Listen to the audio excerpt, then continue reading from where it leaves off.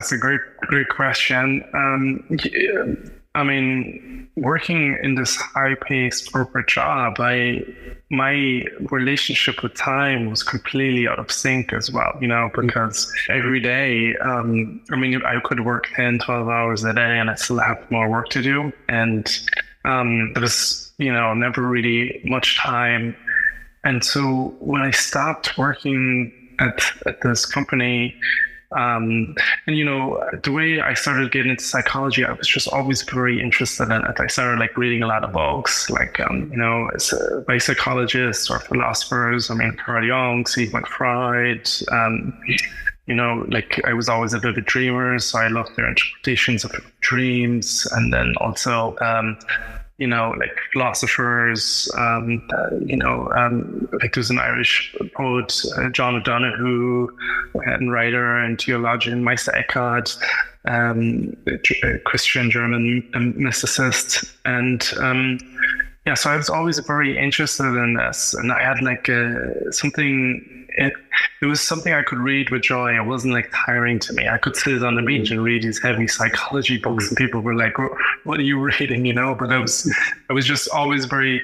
I felt like it always. There was something calling me there. I didn't know when I was working corporate because I was I'll use the word hypnotized by this society. Calling of building wealth, or this three-dimensional materialistic virtues. But so when I stopped the corporate job, I had to then develop a completely different relationship time. And I was lucky. I had the opportunity to work with some really good coaches and psychologists.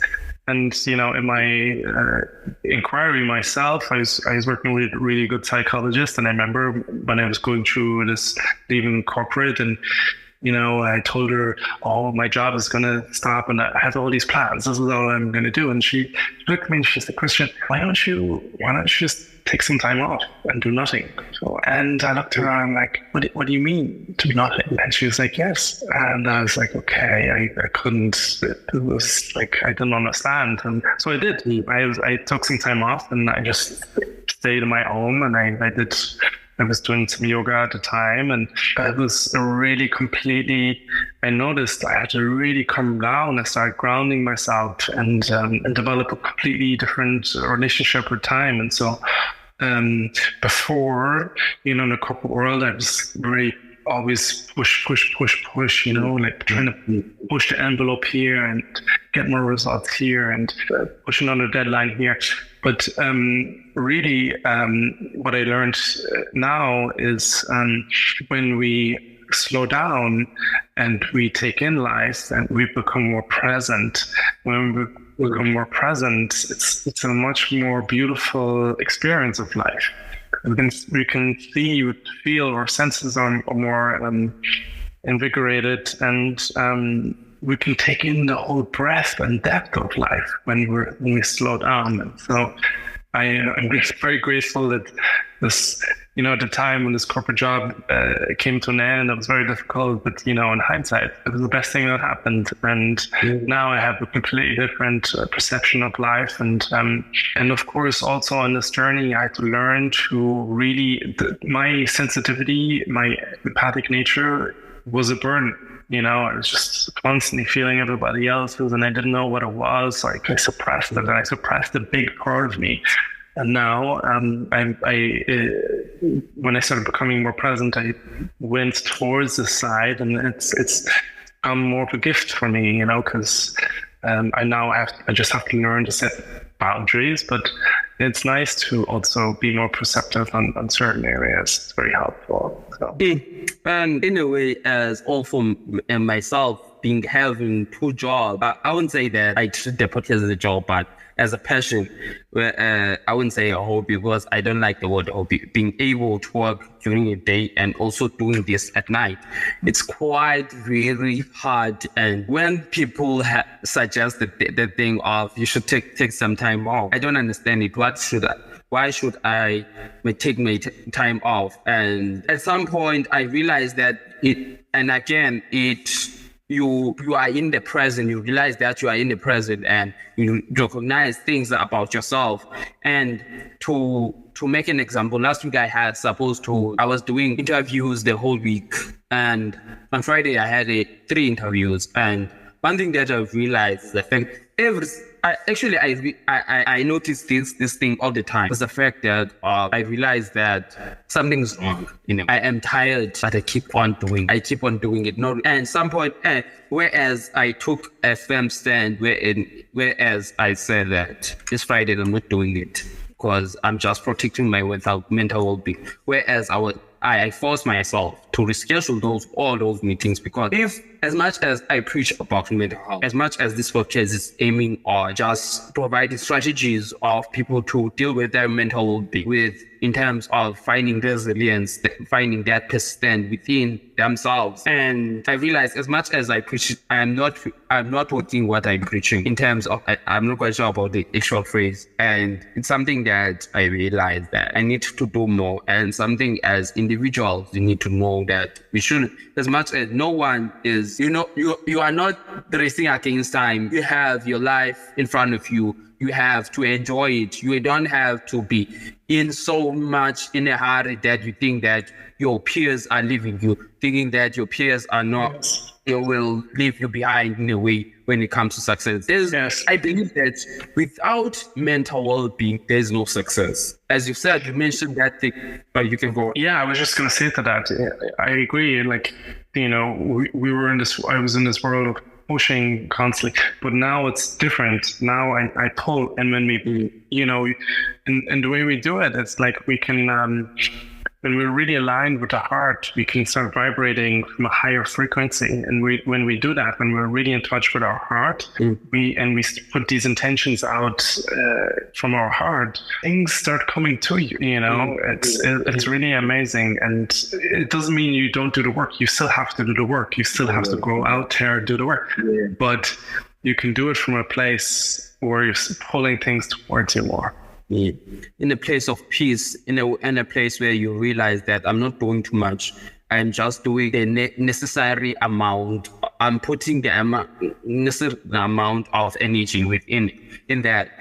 In terms of something that I really have noticed in the past week when it comes to mental well-being is perception. It depends how you view this thing. And speaking about, I just want to dive deeply on systemic lens when it comes to when it comes to perception. Can you explain to us firstly what is systemic lens and see the answer?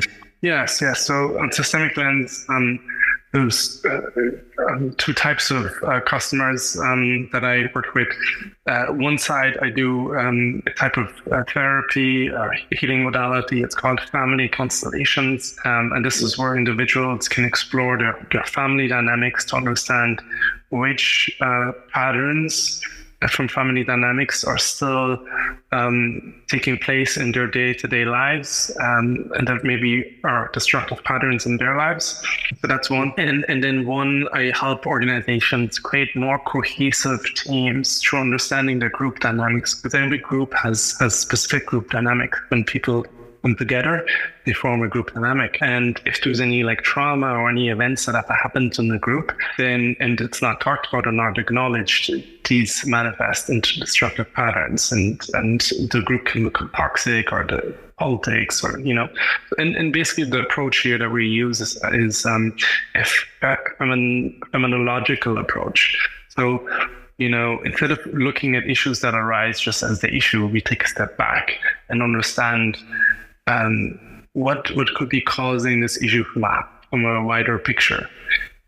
What is this issue trying to tell us about the entire group? And this is a very interesting systemic leadership, or systemic constellations is a very interesting modality. It's actually, you said, are you based in South Africa? Yes, I'm based in South Africa. Okay, so this is really interesting because in German... Sorry for that.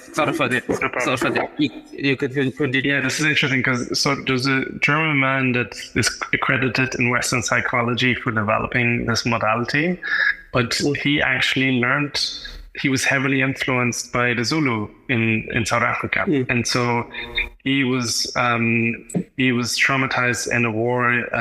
In World War II, he was drafted as a teenager when he was 16 into the army. He didn't want to go, but he had to go.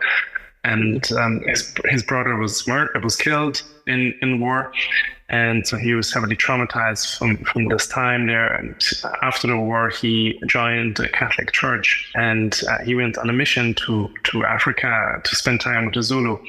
And the Zulu actually, so he tried to convince them of his ways, but they actually convinced them of their ways. They convinced him of their ways, because he saw them anytime they had issues in the tribe, any disputes, they would gather and get the ancestors and understand what issues are still there from the ancestors, and then they would resolve that. They would stay there until it's resolved. And he was so influenced by it because he saw it. Working with ancestors, sometimes we're dealing with things that we can't really see, right? There's like spirits that are in around us that we can't really see. And so he had a Christian Catholic background. Normally, he should not have believed what was going on, but he saw it really work. And he left the church. He went back to Germany, and he started studying a lot of different psychology modalities. And then so he was heavily influenced by what the Zulu did. And then he created this modality, which is now called family constellations or systemic constellation. And to add on that, it's not only the Zulus that actually do that.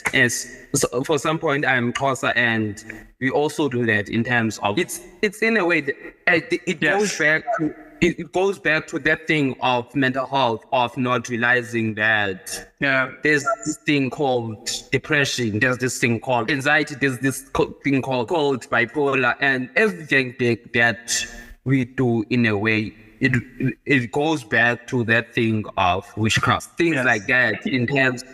It's even like, so not only, you mentioned like there's many different tribes that use this, like in America, like the Native Americans and Hawaii, the Native Polynesians, they all use this type of healing modality, and but it's only Western psychology is only starting to really catch up on this now, because it's starting to grow really fast in the West.